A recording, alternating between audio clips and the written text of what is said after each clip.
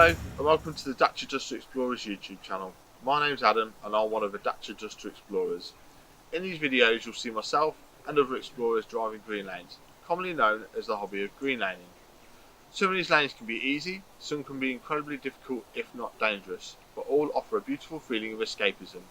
If you have any doubt about the green lane you're driving, get out and walk the lane first, making a mental note of places to turn around if needed and thinking about strategies to overcome difficult sections, because reversing after a failed attempt to get along the lane can be incredibly difficult and very risky. We abide by the Green Lane Association Glass Code of Conduct for driving these lanes and respect all others using the lanes, including horse riders and walkers, as we all have a part to play in keeping these routes open for everyone. If you're thinking of green laning yourself, please consider joining the Green Lane Association to help fight to keep these lanes open and to help you understand more about this hobby. They also have a Trailwise 2 website which will significantly aid in your planning. Please don't forget to like and subscribe to the YouTube channel to get updates on new videos and check out our previous massive video collection.